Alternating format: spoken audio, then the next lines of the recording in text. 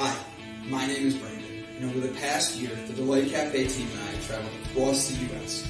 researching this rapidly growing industry of CBD products. What we have found throughout the industry were products that were inconsistent in dosage and used ingredients that weren't even lab tested. Products with chalky textures, bitter aftertaste, and worst of all, confusion among the CBD consumers. That's why we created Delight Cafe. A 15 milligram lab-tested, all-natural, water-soluble hemp CBD powder pack. It's odorless, colorless, and tasteless. Add it to your favorite drink of choice, wherever, whenever, on the go. Quickly find your calm, your balance, and your delight when you need it most.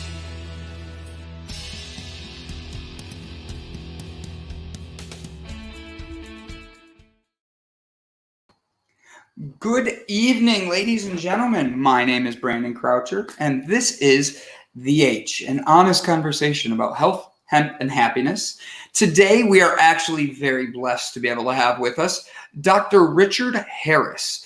Dr. Harris is best known as one of Australia's top vascular surgeons, and he's known for spearheading the rebuild of a major metropolitan public hospital.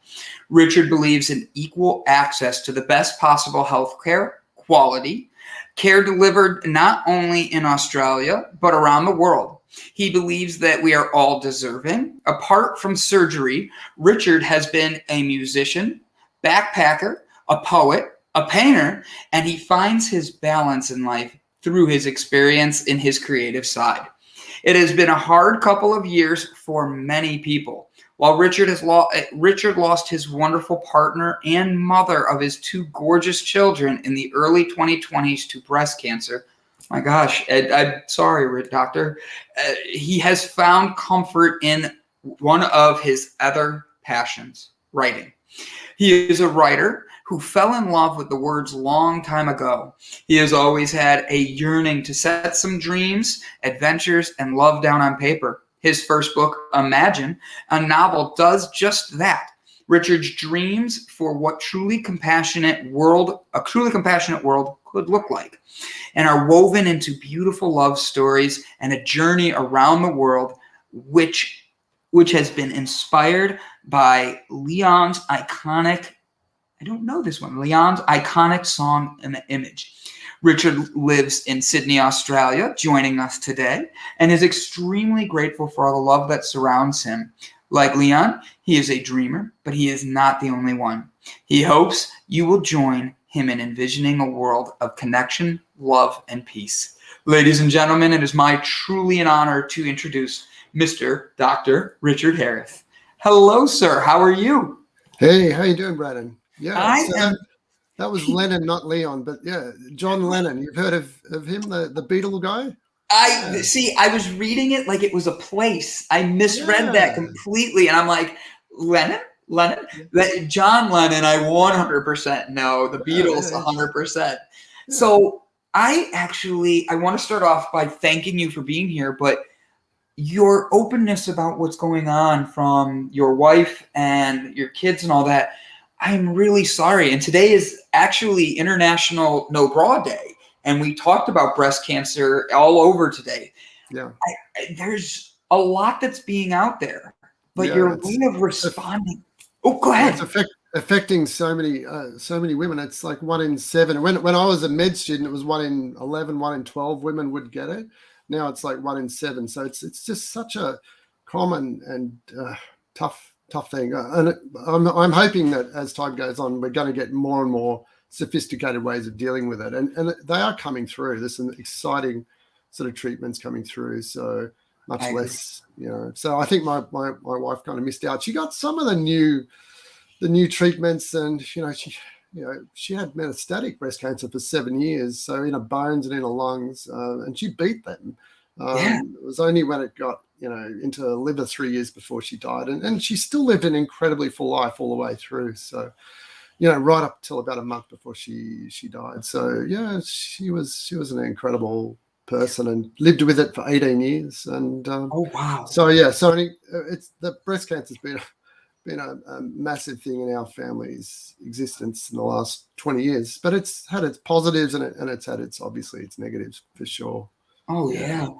So you took a pain, and this is something that a lot of people don't understand. They haven't lost a significant other, especially someone that close, their partner.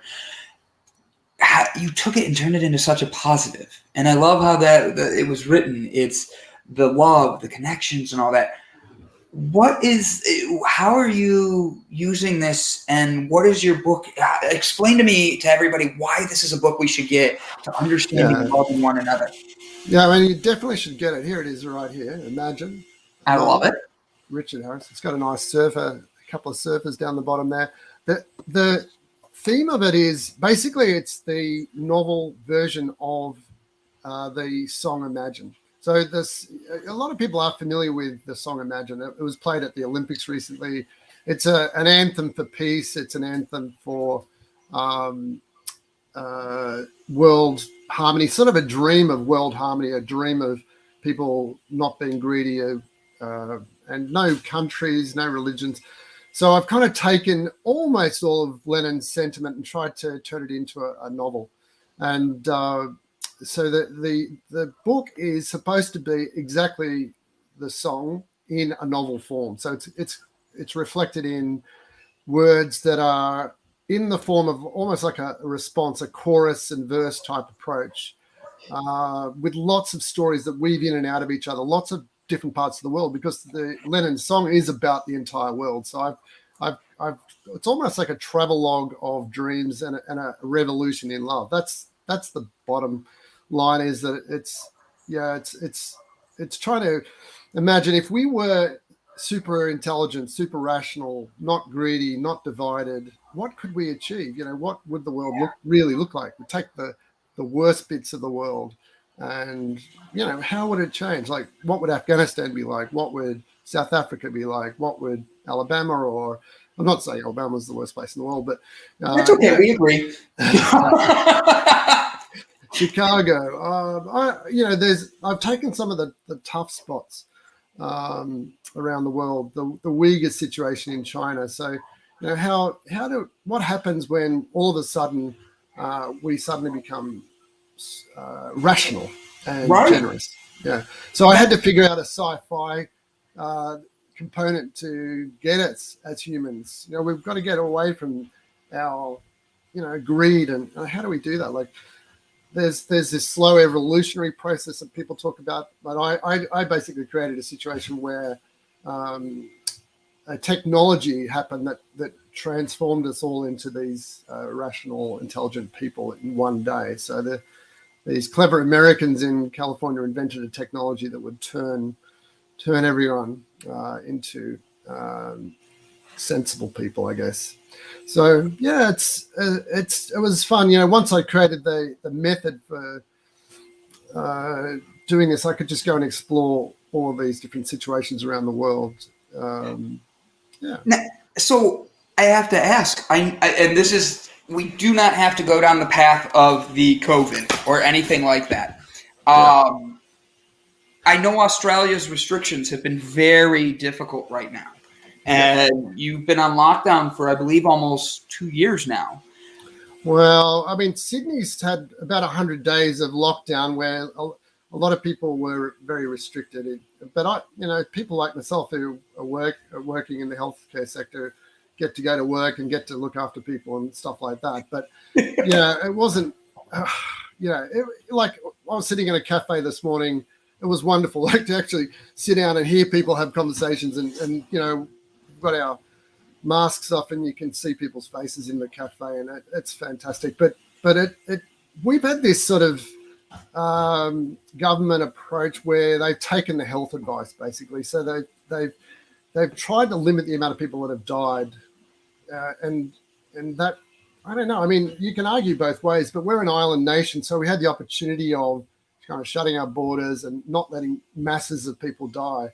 So, we've had very low rates of death from COVID, and now we're really fully vaccinated, and now we can come out of lockdown pretty confidently because we've got really high rates of vaccination. So we're looking kind of good, in the overall scene of things at the moment, that we're getting up in the high 80s, 90%, even 95% vaccinated, so that we're going to come out of this lockdown pretty soon in the next week or two. Or we've already done it. Melbourne's next week.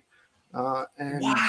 And there's other parts of the country that have had virtually no deaths from COVID. They've been able to shut off their own state borders, and no one's died. And they're sort of slower to vaccinate because they haven't got a crisis, where we've had a few deaths in Sydney, and that's spurred this incredible vaccination drive. And I think we're more compliant than Americans. So we just, it's good advice. You get a vaccine, boom, you're safe. You're not going to end up in ICU. And like I was in my hospital's ICU the other day. It was full of COVID, 10 COVID patients, and all, looking dreadfully unwell. So if people could only see, they're the unvaccinated that are in there.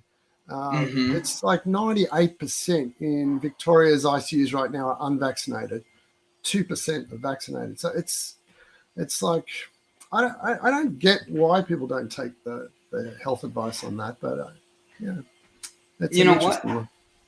But during this pandemic that went on, you're not able to travel. How were you feeling with writing a book about travel, not being able to go anywhere? This book took me a long time to write, and I've been traveling my whole life, and I'm an old guy. So it's, I didn't notice. I've had the opportunity of seeing a lot of the world, and so that, and also, the magic of when I wrote the book, I was able to travel, but the magic of the internet too. Like you can do a Google Street View of walking down the hill from the Alps in Italy into the little towns at the bottom of the Valley of Aosta, and you can picture the whole thing. You can walk through that whole valley, and you can even imagine. I'm writing my second novel, an 11th century book, but you can imagine like a bunch of Norman soldiers walking down this road. So there's the magic of the internet now, of being able to research specific locations and specific cultural things. So I couldn't go to Afghanistan. I've never been to Afghanistan, but the amount of research you can do about the Buddhist statues that they've got in Bamiyan National Park, and it's just incredible, the culture and what the Taliban have done to these structures, and legends of other Buddhas being buried under the ground, and how if one day this 300-meter Buddha gets raised, then world peace will be upon us. That kind of thing, that you do a bit of research and you pick up on that, and you can incorporate it into a fictional story. It's a lot of fun. I've never heard that. Yeah. I 100% have never heard that. And all right, so I'm gonna have to jump on this one for a second, Doc. I'm sorry, but if there's a Buddha statue that we can raise up and we have world peace, why wouldn't we do that?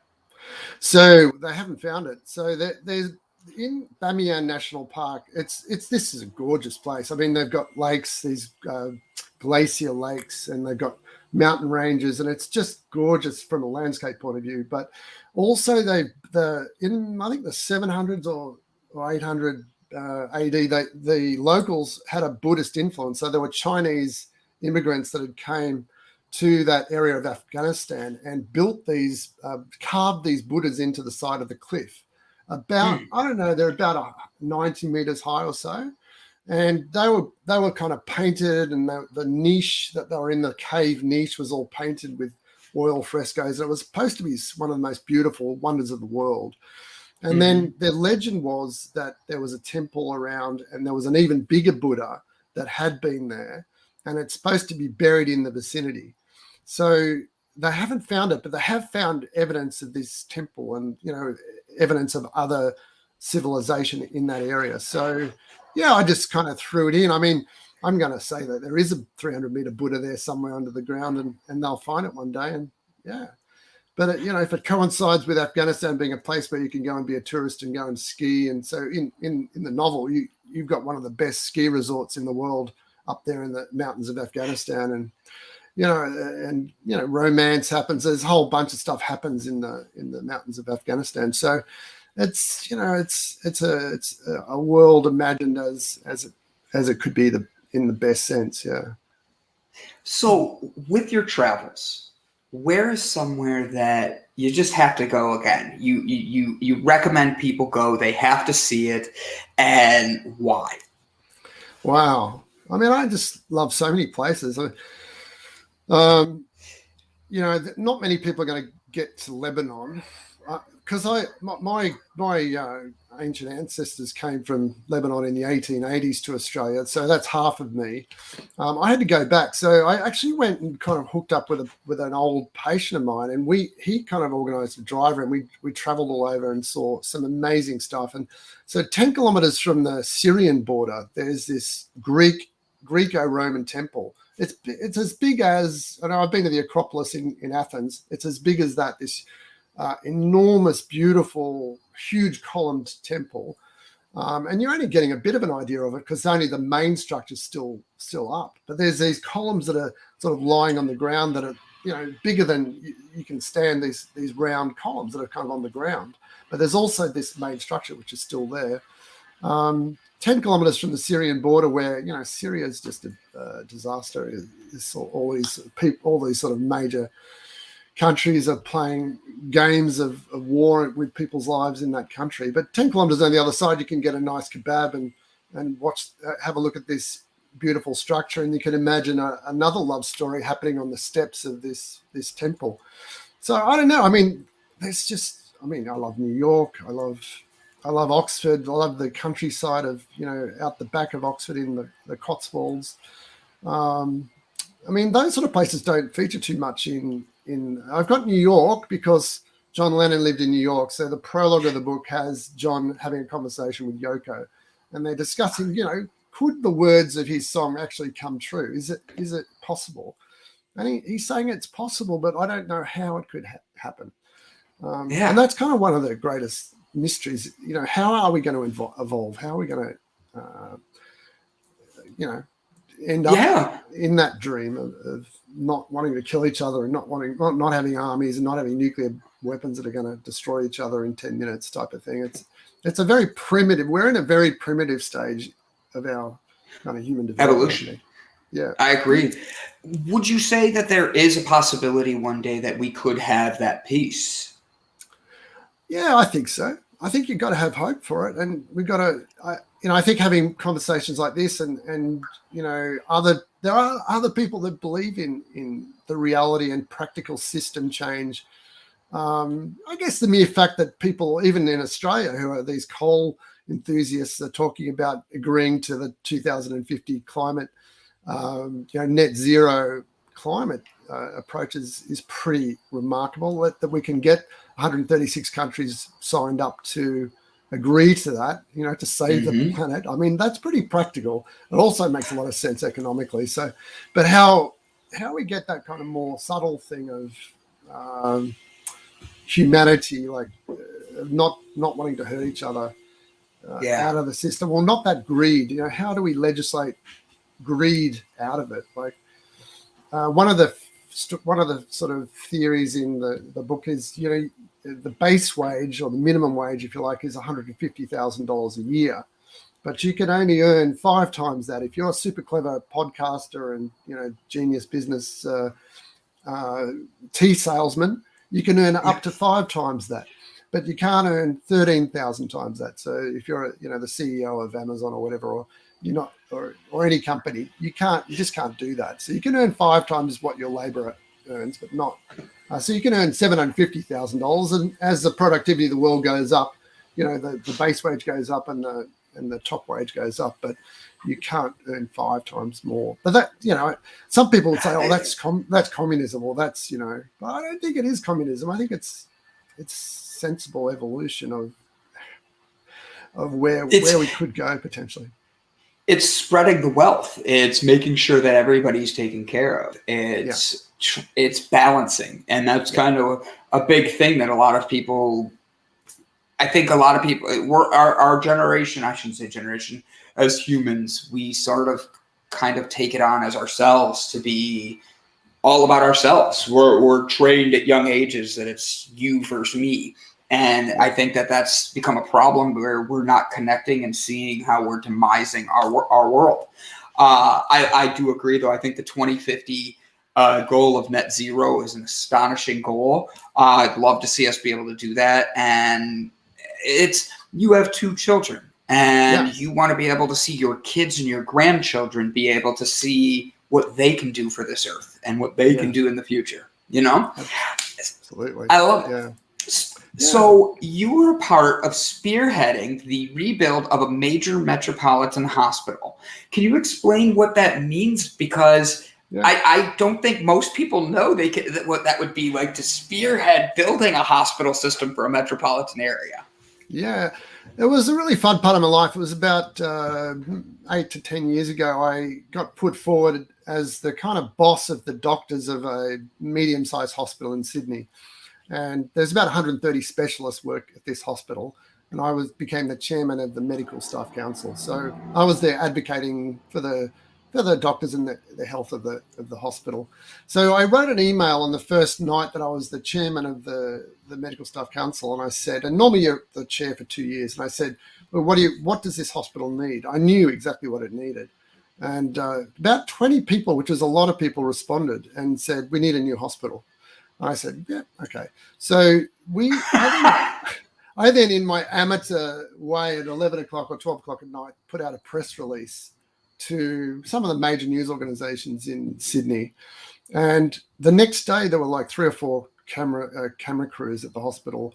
I was on the front page of the major paper. I was in every paper. I was in every radio station for about 2 years, annoying the government. And we had a great group of doctors, spearheading negotiations and meetings with administrators who are incredibly skeptical, because I think they just wanted it to rot into the ground. But basically the problem with it was built mainly in the 1920s. It had no dignity for the patients. They were kind of in a Florence Nightingale situation, with all in the same ward, and those kind of ancient type movies. And then they had the tiled bathroom out the back for everybody, so you're all kind of going in the same bathroom. And it's just disgusting. Intensive care, we had rain coming through the light bulbs onto patients' beds. We had possums in the ICU. We had nurses falling over in theatre and breaking their elbows because there was water on the ground in the corridors. It was just really ancient. And I couldn't really do what I do best, which is vascular surgery in a modern way, because we didn't have a proper operating theatre to do that as well. So there was a lot of enthusiasm, both personal but also for the community, and the community got right behind it. We ended up with a 30,000 petition to both the state and the federal parliament. We had the Prime Minister there having a chat with me. We had, it was just in a way a lot of fun, but very exhausting as well. But I ended up being the chairman for 4 years, and we ended up getting $320 or $350 million worth to rebuild it. And now it's rebuilt. So 10 years later, we've got this amazing facility that gives everybody dignity, but it's also safe and high tech. And, I walk into it and I go, wow, we did all right there. So, I mean, they still ask me for have you had your COVID test? Where's your QR code? And, people at the front desk wouldn't have a clue who I am, but it's just a nice thing in the back of my mind that we've got this done. So it was great. Yeah. Have you always had a heart for humanity? Because you wrote this. I was reading your notes about your book and get to know the author in that. And the thing that I caught was the words will take you on a long journey full of evolution, revolution, peace, and generosity. And I think that the last two in particular, peace and generosity, are things that are fading away. And as I read your bio about you doing the hospital to generosity and all these things, have you always had that bleeding heart for others? Or did this come about as you got older in life and saw things happening? Yeah, I think I was very fortunate. I came from a very loving family, and full of music, full of hugs, full of great food. It was just pretty wonderful background. I wasn't abused. Pretty lucky, because I went to a Catholic school where there were a lot of my friends that were abused, and years later I had no clue that so many of them had been badly damaged that way by teachers as well as clergy. So that was something I feel that I was very blessed that I was unscathed, in life in that sense. And so I've always had been surrounded by love, and happened to marry a pretty cool lady, and happened to have two beautiful kids as well. So, I mean, I've just continued on being surrounded by good people of quality, and I don't know. It's just, I love people. I've always loved people. My mother and her mother were just incredible, welcoming people. Like my grandmother would have 40 people over every Sunday or every other Sunday, the whole family and other people. And she'd be cooking these incredible Lebanese cuisine meals for everybody. And, it was that kind of background, I think, just set it up for me to want to be involved with people and do stuff for people. I'm not perfect at all. I've got plenty of flaws. I can be a cranky, cantankerous surgeon at times, but I do want the world to head in that evolutionary way. I kind of think it's a really important thing for people to have hope. And I've always been a pretty optimistic person. I don't despair. But yeah, I do. I'm not blind either. I see the problems and I see people doing bad stuff. But I think there's also good evidence that on balance, we're actually better than bad. And, if we can bring the better out in people in some way, give them the ideas, give them love stories. I think love stories are a pretty good way to bring ideas to people. So that's where I was sort of coming from with this. And my second book's also, it's a historical romance, but it's also a love story. So yeah, I just think writing and expression, I've always been tapping away doing silly tweets for the last 12 years, and people seem to like that as well. These little funny thought bubbles that come out. And so, yeah, I think expression's really important. Yeah. So I have to ask, are you a hopeless romantic? Like, when you got married, were you the guy that like made every other guy look bad because of the way you proposed and all that? Oh no, I was hopeless with my proposal. Yeah, I got cranky with my girlfriend. We were at my brother's formal, and I was thinking about asking her to marry me, but I hadn't totally made up my mind. And we were at this sort of formal. I took her outside. I don't know why I was sort of cranky with her, but I ended up asking her to marry me. So, it was, then she said, "Get on your knee." Then and I said, "Okay, I'll get it." So I got on my knee and did it. And so now you write books about love. I love it. Yeah. But we stayed married for 29 years, and we were best friends right up to the end. So she was way better, more positive and a better person than I could ever dream to be. But she had a tough journey with the cancer, but she was such a beacon of positivity, and she just fought it so well. She didn't talk about it much. She just got on with life, and she was the person who said to me, "Look, time to stop. We're off." So we would go traveling because she loved traveling as well. And instead of the sort of 2 weeks holiday that the workaholic Richard Harris might take a year, we ended up taking sort of 9 or 10 weeks a year. And that was just such a great thing for our family, for the kids as well, to see the world, to understand the world. And so they're addicted to travel as well. And that's always good, though. Yeah. So in your opinion, what would be the first thing that we could do individually to start that positive change in the world? Yeah, wow. That is an incredible it's a heavy one. Question. Yeah. It's one that I think it depends on the person, you know? Yeah. Oh, God. I'm sorry I put you on the spot. Well, that's a tough one. I mean, we're kind of looking at the questions of finding the peace in our lives to be able to give it to other people. So, so many different ways of doing that. to find that quiet spot and work out where you're coming from, so you can give back. And I think love really is all about giving it away. So you've got to have enough quiet in yourself to be able to give that sensibly to other people. I think the part of the problem is we are so distracted these days. There's so many things that take our attention. You sitting there scrolling away, reading the news, reading all the stuff. Yeah.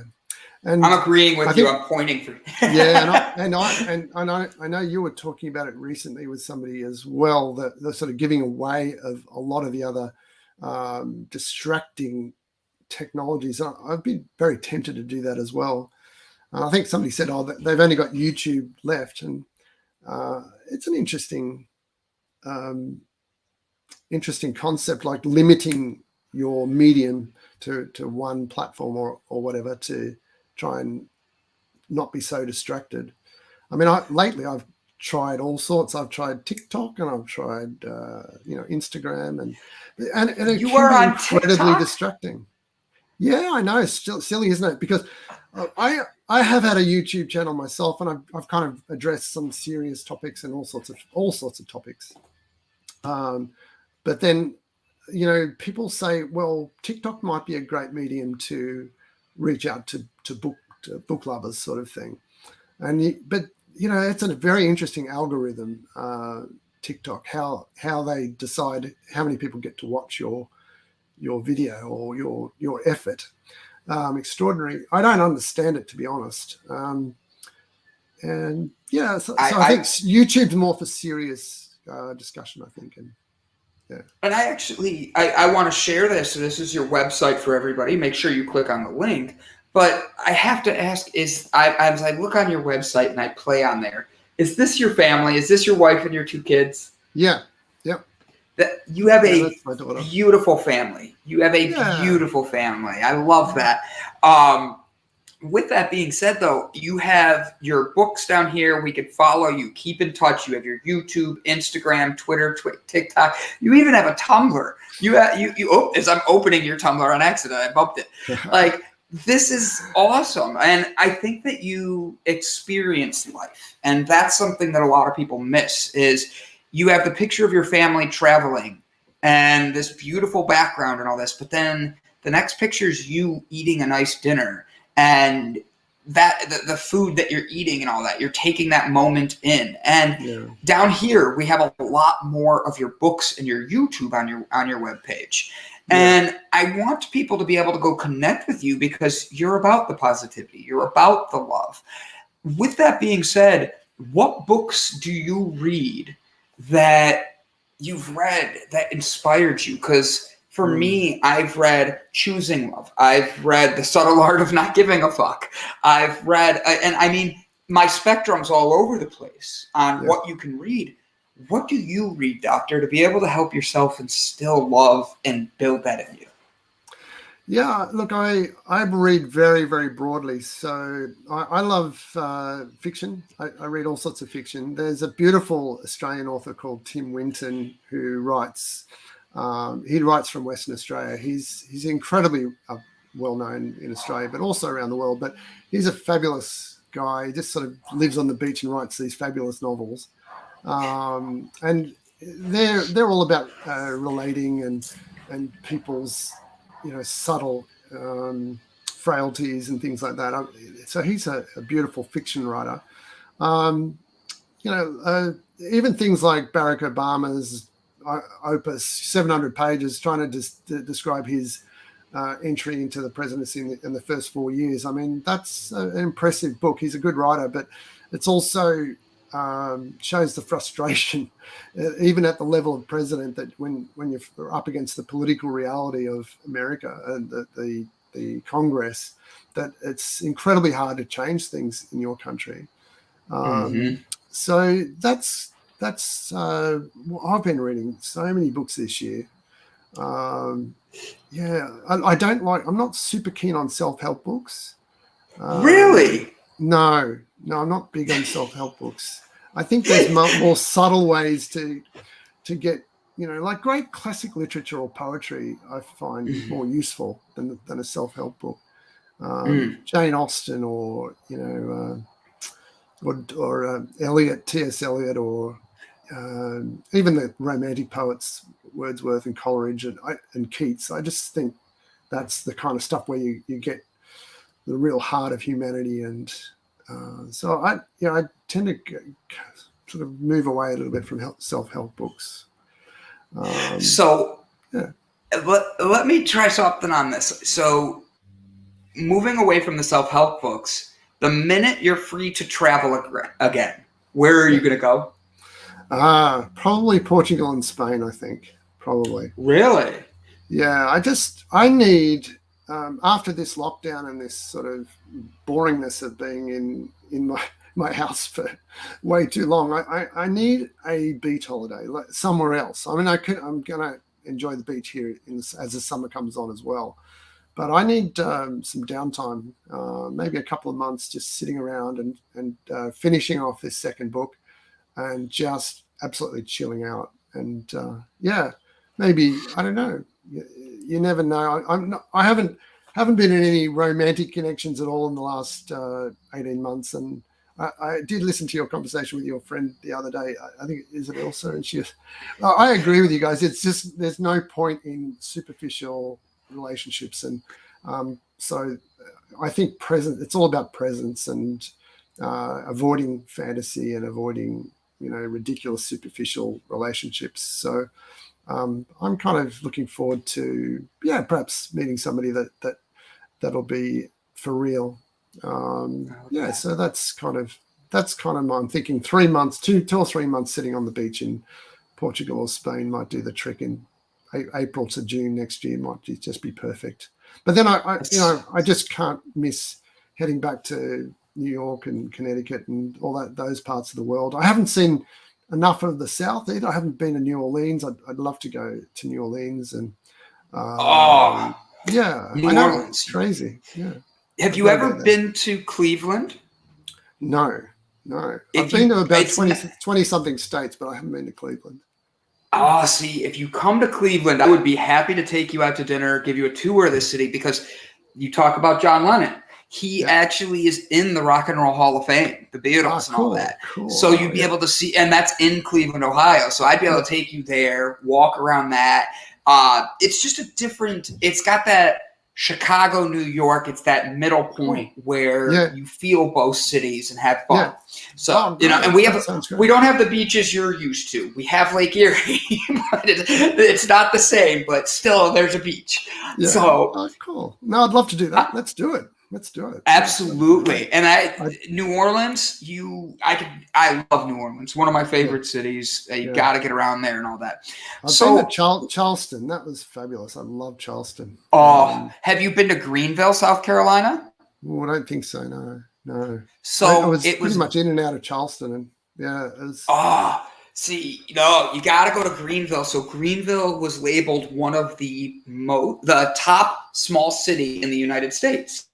Yeah. And what's fascinating about it, in the middle of the city, there's a waterfall going down the middle of the city. And it's just this little one that takes over everything. It's beautiful.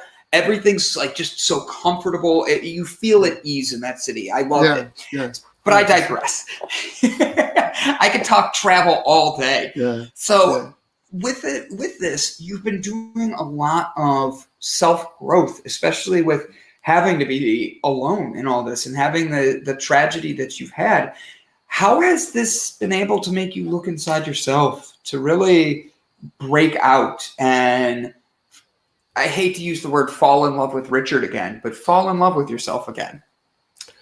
Yeah, I mean, there's a lot to sort through there. Richard's a bit of a flawed character. So you kind of, I guess you have to accept, just like you fall in love with anyone, you do recognize people's flaws, but you just somehow they become part of the things you love about them. So I guess I'm getting more and more comfortable with myself. I think after this, it is an incredible time, the grief you have, particularly when you're alone. The first year was interesting because my son, who's a uni student, got stuck with me in a way, which was fantastic for the both of us. So he was here mostly with his girlfriend, but it was just wonderful to have his presence, just after his mum passed away.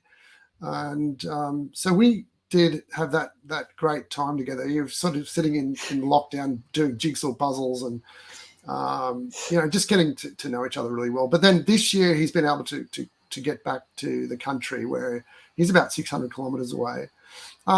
My daughter, who's just gorgeous as well, she's local, and so she comes and has dinner with me every Thursday. So she's my kind of big date once a week, and we cook for each other. And I don't know. I think grief is tough. Like initially, you're just expressing yourself. You can't help. I think it's good to go through all the different types of grief, like crying. And you just do. I think a lot of men feel that's sort of unacceptable, but I think it's incredibly healthy. That's something I'm not having to do so much anymore, because it's more you kind of remember more the positive memories. Still kind of ask her for a cup of tea every now and again. She's sitting on the lounge there, with her iPad and dreaming of finding a country property she can go and live in and get away from me or whatever. But I see how my ex-wife treated me. I can understand that. Now, with that being said, your daughter and your son, what do they do for careers? You said your son's in school, correct? Yeah. So he's a med student. So he strangely wants to be a surgeon, and I don't know. So whether he ends up doing what I do, he's looked into a few. He's decided he doesn't want to be a general practitioner, because that's a tough job. Just seeing 40, 50 patients a day and trying to figure out what's wrong with them in 5 minutes. And surgery is much more kind of considered. You've got a patient, you've got as much time as you like to operate on them, fix them up. But once you've done your procedure, hopefully you've done them an instant good. So you've turned them into to a much healthier version of themselves instantly. Whereas sort of physicians might spend, hours pondering and contemplating what's the best medication to change. Surgeons get in there and we do things and fix things. So I think he's thinking surgery as well. He's a great kid. He's a good hugger. He's going to be a fantastic doctor. So he'll be right. He's got a beautiful girlfriend, and they've both got lovely partners, and they're well set up. They've both been going out with people for 5 years, so I think they're well set with them. Yeah. So they seem to have their lives a bit more together than I do. I would say they're kind of telling me what to do these days. So. Anyway. Now, wait, you still working? Yeah. I've actually got to go and see an emergency this morning. So after this, I've got to go and check out a guy up in the hospital. I thank you for being here even more then. No. You chose to sit with me and talk about your book, but there's an emergency. You're like, I'll get it later. The patient's well looked after. He's getting some tests this morning, so don't worry. We've got to get the test first before we get to operate on him. I'm like listening, and I'm like, wait, what? And my daughter's a physiotherapist. Yeah, so she's working in the local hospital, and she's working in the spinal unit at the moment, which is an amazing place to work. I used to be a registrar in that unit many years ago, and she's now the physio there. And it's just looking after people that are quadriplegics and paraplegics, and real tough stories. I mean, young people that have had terrible trauma and end up suddenly, boom, their lives have changed. And they're incredible people, a lot of those people, in how they come to live life and accept life. That's some sort of evolution, what they go through. Yeah. Your family's amazing. I just want to state that. Like I'm sure you hear, good things, but like for real, the way that your family's giving back, you raised 2 kids that see the world has other areas that need help. Your son's following your footsteps, and you have this love for life. Like your website has this like fascinating way of showing it. I'm going to have to turn a light on. It got really dark fast here today. I'm sorry. I'm getting darker. You're getting brighter. And yeah, go ahead, doctor. I know I was going to say there's a bit of blue. We got a few clouds here today, but it's coming up. Looks like a nice day coming up. Yeah. I love it. So with today being, all right, so you're in Thursday already. You're tomorrow morning already, correct? Yeah, that's correct. Yeah. Yeah. So the future. That's why I can write books about the future, you see. I was about to say, that's how you get your inspiration. Yeah. Now, you travel, you love good foods. What is a way of expressing to everybody how to experience life? Like, you've had some heartaches and you've had positives. Your book hits a lot of different areas, but to truly live life, what would you say people need to do? And I'm going to turn a light on while you answer that. Yeah, go for it. Yeah, look, I think a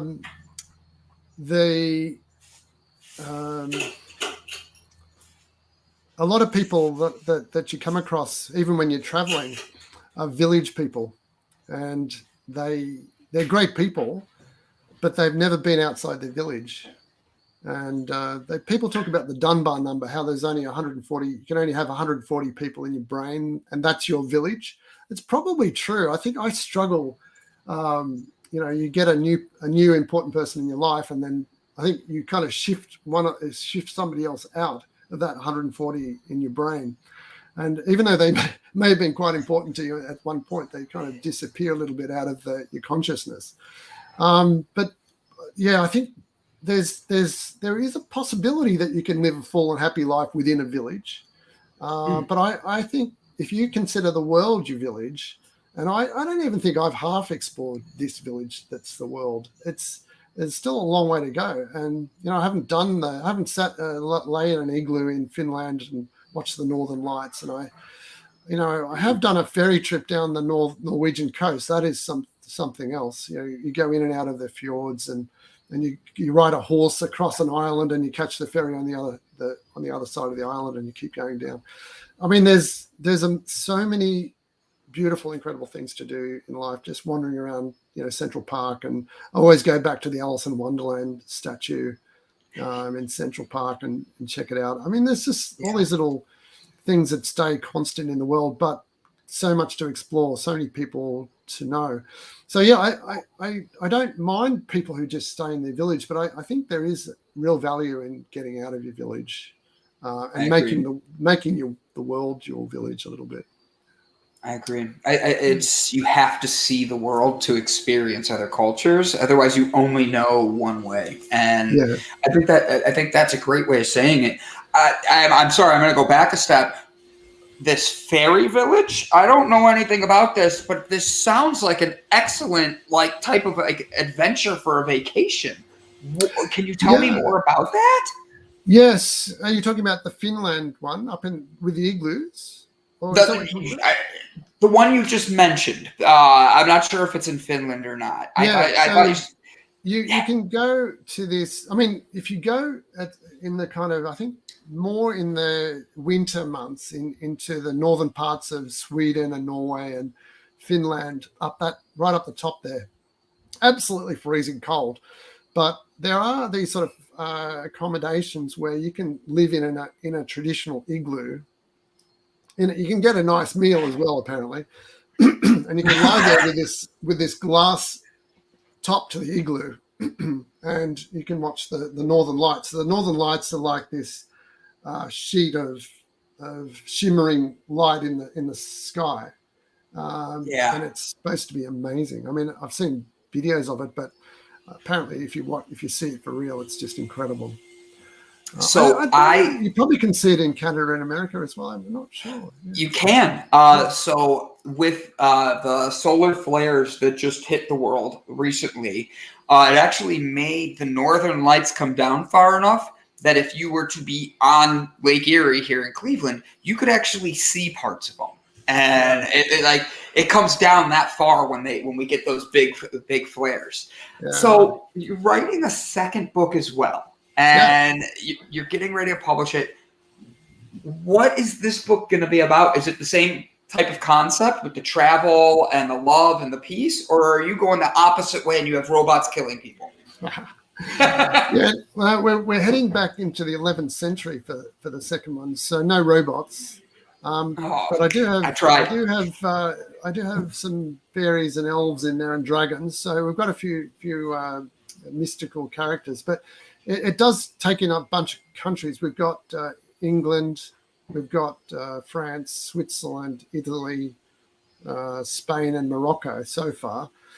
And these are countries that this little fuddy group from Denmark and Norway called the Normans. They were Vikings that originally came down to France and decided they liked the coastline of France. They might take over it for a few centuries.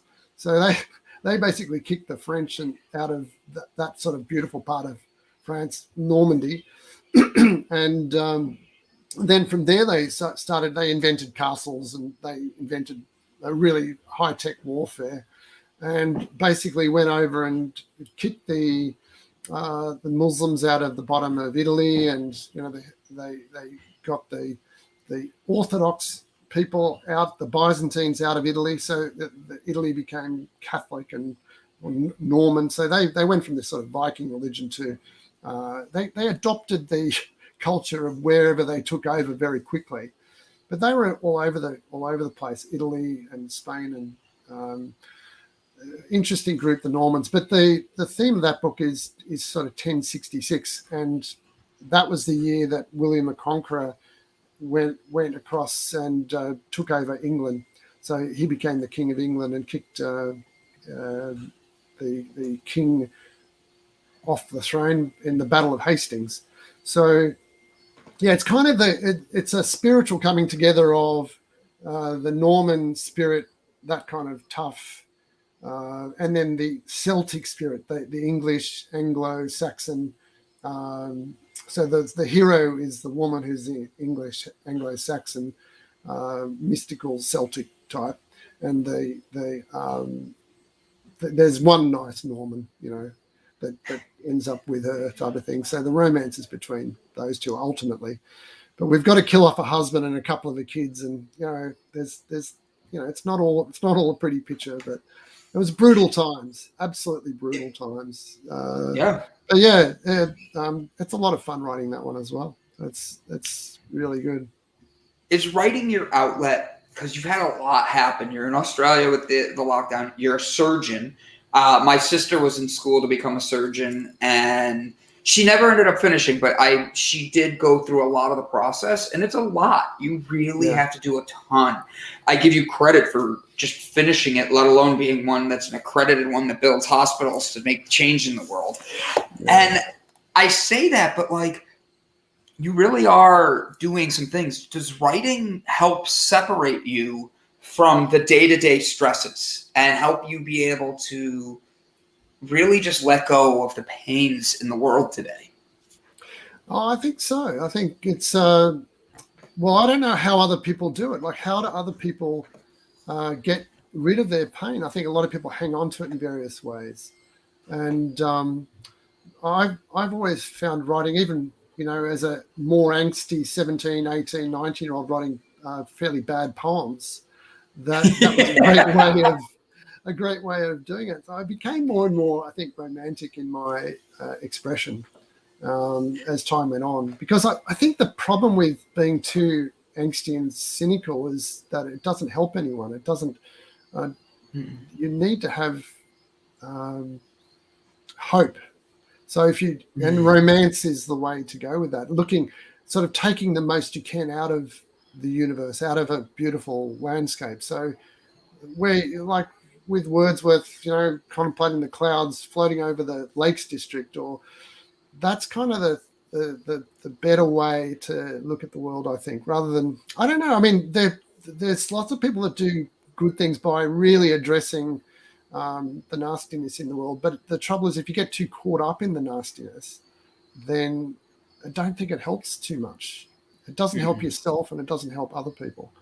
So addressing and trying to. So I didn't want a dystopian novel. It's not like there's no problems that are like conflicts. There are conflicts, and there are imperfect people, even in this world of Imagine. But it's mostly about positivity and optimism. And yeah, it definitely has helped me see the world in a potentially hopeful way.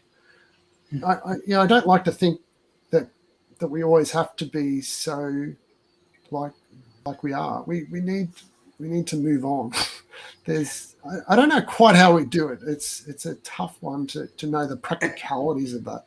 How do you turn Murdoch into a, he's turned himself into an environmentalist last week, so that's good. But I don't know how in general we get that propaganda away from division and onto, well, we're all humans sort of thing. We're brown, black, it doesn't matter.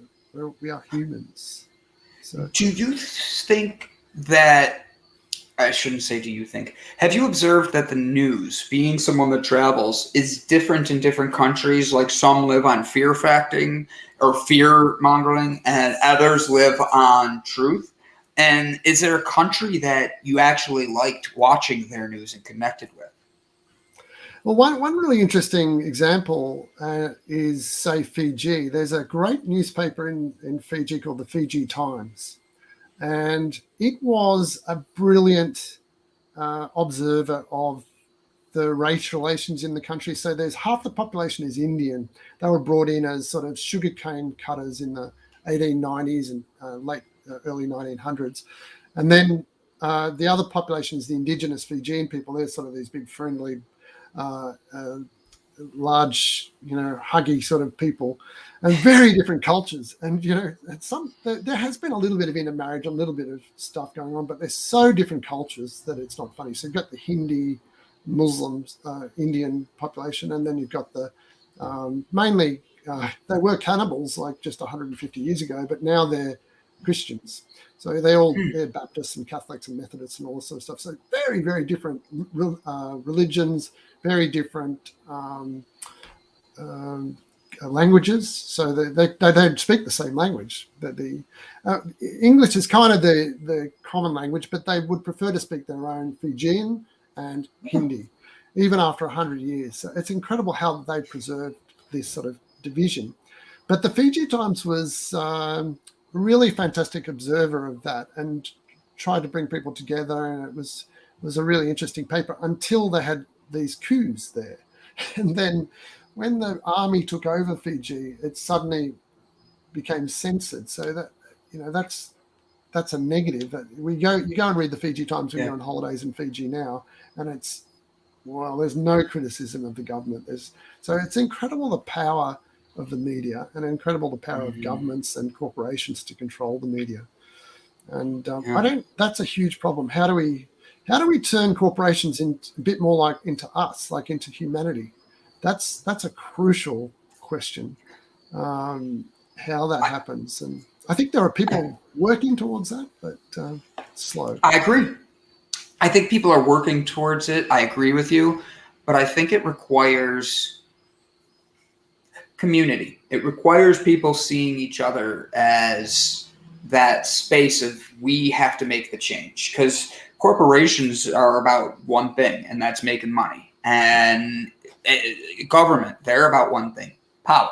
And it's for us, you and I could be on opposite ends of the world like we are, having a conversation that we both have an open heart wanting to make the world a better place. You do it through writing. I do it through just jumping on here and making people laugh for a little bit. But the thing is, it's knowing your niche and seeing how we can make that community to change the world together. And that's something we talk about here a lot. So I know you're going to have to go in a minute because we're coming near the end of the interview anyways. I want to ask 2 questions, and I promise the first one's going to be super easy. Is that your puppy? Because he is adorable. He's actually in the room. Yeah. Is he? There he is, lying on the floor. Can you see? Oh, there he is. What is his name? He's Skipper. Oh, can't see. Skipper. He's hiding. There he is. Hi, Skipper. Yeah. He's like, don't put me on camera, Dad. Yeah, he loves people. He's a bit funny with dogs. If you're going on a walk with him and another little dog comes across, he's a very intelligent. He's a border collie, and his name's Skipper. He does feature in the book, but he's called Fergus. So he's got a pseudonym in the book. But Fergus was my other dog. He was a golden retriever, my previous beautiful dog. And there's a bit of a combo. He's a hero. Skipper's a hero in the book. See, I'm intrigued by your book. Can people get your book on Amazon? Yeah. Perfect. So there's ebook, paperback, and now a hardcover as well. So if you really want a coffee table version of it, you can grab one. I love it. Yeah, and it's available. It should be available in good bookshops too. If they should be able to order it in. But yeah, Amazon's pretty easy way to grab it. Yeah. I only suggest that because it seems like so many people are Amazonians, and I made my own word up there. I hope you don't mind. And it's one of these things. It worked. I mean, I think that I like how you're approaching this. You approach life through a difficult time, and you turned it into a love story. And your dog's the hero. I love that more than anything. At the end of it all, we end every episode the same way. We ask the guest, how do you want to leave your impact on the world? And I see how you're doing that. But how do you see yourself knowing you left a strong impact and left a change? Yeah. I mean, the obvious one is in my kids and probably their kids. I hope I have a good input into them. And it's kind of having to be a bit. I'm never going to replace their mum, and they were so incredibly close to their mother. But I'm just going to be there for them, and I hope that helps. I like to think that this book does get widely read at some point, and I'm getting fantastic feedback. People love it, so you should get it. It's a fantastic book, Imagine level. But look, I just hope that sort of gentle push that I've had into the world will continue on. So I think I've got some good legacies already, but I want to create more, and I want to create more adventures and more great things in my own life as well. So, and I look forward to coming to Cleveland and seeing the Rock and Roll Hall of Fame. That sounds like a lot of fun. I'd definitely do that. Oh, wait till you get here. I promise. I'll take you around. I'm known as a tour guide. This city, I just don't know why. It's in my blood deeply. And I'll take you around, and you're going to walk away being like, man, I actually want to go to Cleveland without Brandon now to see if it's as much fun. But Dr. Harris, everybody go purchase his book. The link is right here. It's richardharris.com. He doesn't put the doctor in front because he's humble. And his book is just about change and love. And guys, imagine a world like John Lennon said, just as Richard said. And find your way to change the world like that. Richard, I hope you'll come back when your next book is finished and you're releasing that, because I'd love to talk to you about that more and have fun with that. So now I know you can go save that guy who was in an emergency. Thank you guys. Thanks. Sort about. Thank you, doctor. You have a great day, and I'm going to be looking up your book right now to purchase my own copy. So thank you very much for everything, sir. Thanks so much. Really great talking to you, Brandon. Cheers. You too. Thank you. Cheers, sir. Have a good one, guys. Thanks for tuning into The H.